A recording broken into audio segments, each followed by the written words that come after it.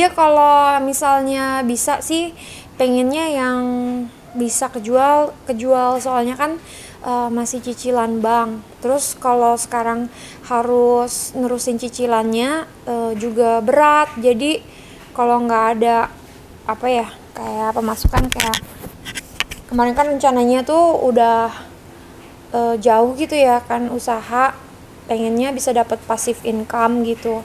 Terus passive income itu buat bayar cicilan rumahnya, makanya aku bisa pindah ke Bali, muterin uangnya dari bisnis gitu ya. Tapi ternyata kan sekarang mobilnya dijual-jualin sama terlapor, jadi juga bingung. Aset pribadi aku udah nggak ada. Sekarang aku harus bayarin cicilan rumah juga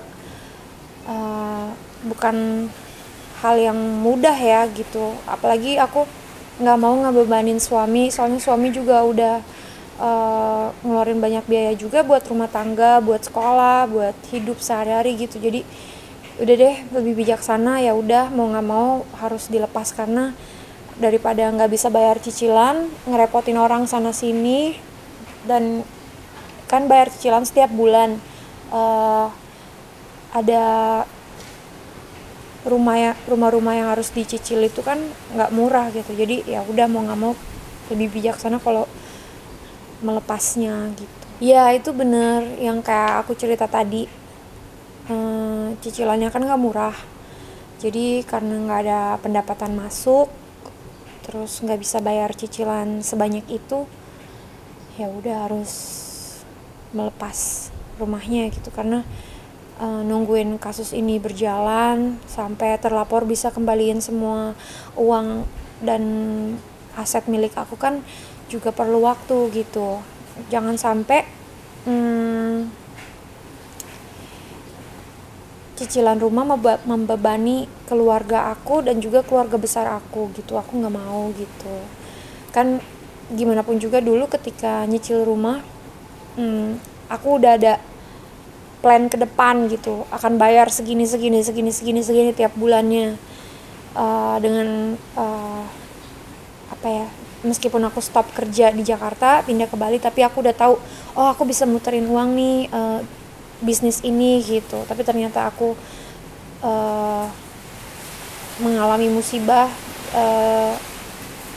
ditipu, mobil aku dijual-jualin, itu nggak mudah buat aku. Jadi ya udah, rugi tapi yang penting jangan sampai biaya cicilan membebani keluarga aja gitu. Kalau adik saya memang polos, tidak boleh diakuin dia tidak mengerti soal bisnis. Kalau saya tuh berbisnis udah lama gitu, udah banyak juga yang saya dituduh juga nipu, udah pernah gitu kan, pokoknya a lot of things gitu kan. Jadi kalau saya mungkin kalau ngobrol sama si S ini mungkin akan akan detail, duitnya dari mana, penghasilannya berapa, returnnya berapa, untungnya gimana, cara ngedapetin duit segini banyak bagaimana. Tapi yang jelas sangat disayangkan bahwa temen yang dia anggap teman itu bisa ngelakuin hal ini gitu. Sekarang kan prosesnya saya mau ucapin terima kasih banyak sama Kepolisian Indonesia bahwa kasusnya itu udah naik nih ke Barreskrim, yang which is a good news nih for us gitu. Berarti mereka benar-benar nggak pandang bulu. Mudah-mudahan selalu jadi atensi buat Mabes atau Barreskrim untuk menyelesaikan kasus ini gitu. Karena memang pihak adik saya itu korban gitu. Semoga masalahku, musibah ini bisa cepat selesai dan tidak berlarut-larut. Semoga aparat kepolisian bisa bertindak cepat, tegas, memberikan hukum seadil-adilnya, dan bisa membantu pemulihan hak-hak aku. Aku berharap luar biasa optimis kepada Kepolisian Indonesia. Semoga bisa membantu aku pribadi dan keluarga yang sedang mengais keadilan di negeri ini. Semoga yang terbaik dan semoga terlapor bisa segera dijemput karena sudah mangkir beberapa kali dari panggilan polisi. Ayo, kita nggak boleh diam aja. ada apa ini, kenapa terlapor tidak datang-datang dan bisa bebas berkeliaran tanpa ada kelanjutan hukum. Kalau tidak merasa bersalah, ayo dong datang, hadapin pemeriksaan gitu. Kalau tidak datang setelah dipanggil berkali-kali, ada langkah apa dari kepolisian kita? Ayo dong, aku mohon ada kejelasan buat aku. Aku ibu anak 2 loh, aku tuh pusing gitu, stres gitu ya menghadapi masalah ini. Ngurus anak, masih menyusui juga, aku minta bantuannya yang cepat, yang tegas. Ayo, kalau bisa jemput paksa, karena ini udah mangkir beberapa kali gitu. Aku mohon doanya teman-teman netizen juga, aku mohon bantu aku untuk suara masyarakat bisa membantu memviralkan kasus ini agar supaya tidak terjadi lagi kepada teman-teman yang lain, agar penipuan versi-versi scam seperti ini itu tidak terjadi lagi. Kasian gitu ya, mungkin masyarakat yang sedang berjuang untuk ekonomi bisa tertipu seperti ini. Jangan sampai terjadi lagi.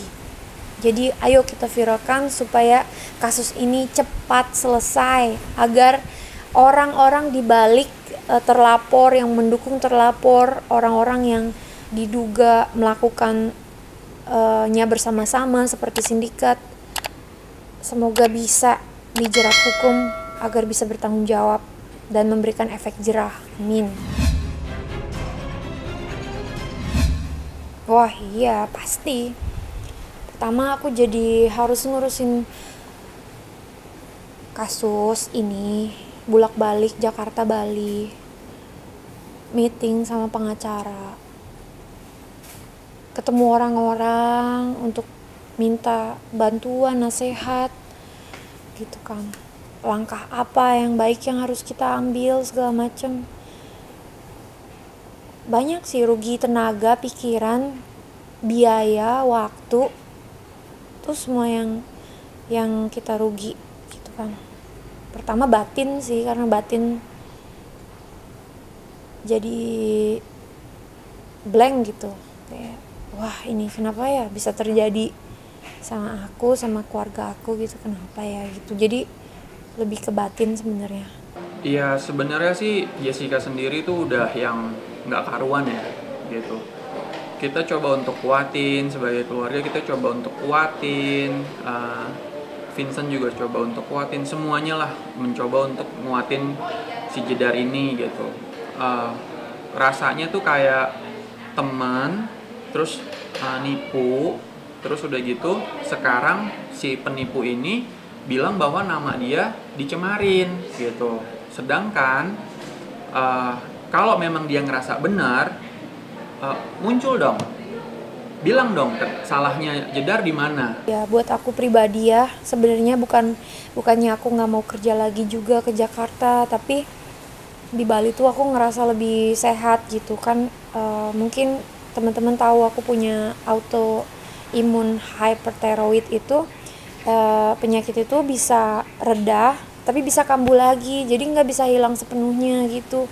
Jadi aku tuh nggak boleh capek-capek dan nggak boleh stres. Dengan di Bali ini tuh aku bisa lebih relax, nggak terlalu fokus. Kalau di Jakarta pasti tawaran kerja selalu ada, terus biasanya nanti nggak tahu kenapa ya, namanya kerjaan datang tuh aku paling anti untuk nolak kerjaan gitu. Aku tuh selalu berusaha kerjaan yang datang tuh selalu aku ambil gitu. Terus kalau aku di Jakarta tuh aku pasti kerja terus, aku pasti capek, gampang stres gitu. Apalagi aku ada bayi sekarang kan, masih menyusui juga gitu. Jadi jangka pendeknya ya kita memutuskan akan tinggal di Bali. Tuh aku tahu sayang banget itu jerih payah aku dari aku umur 16 tahun aku udah mulai kerja kan. Jadi emang ya gimana ya, aku harus terima aja gitu, aku jalanin aja dengan ikhlas, lapang dada. Ya kalau memang masih rezeki pasti nggak akan kemana lah gitu. Yang penting aku berusaha sebaik mungkin. Jalan langkah yang terbaik yang bisa aku ambil saat ini adalah melepas rumah-rumah itu demi untuk tidak stres untuk bayar cicilannya. Tuh, karena masih ada sisa uang kemarin, tapi dibayarin cicilan terus habis gitu. Kalau nggak ada uang sama sekali juga di dompet juga pusing, mesti bayar asuransi juga, mesti bayar cicilan juga. Waduh, itu nggak harus, aku harus tahu mana yang prioritas, mana yang bisa aku lepas gitu. Nggak boleh egois aku, karena musibah ini ya, ini langkah yang terbaik ya menurut aku gitu.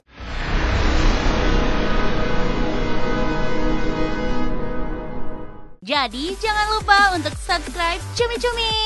Ditekan ya tombol lonceng merahnya.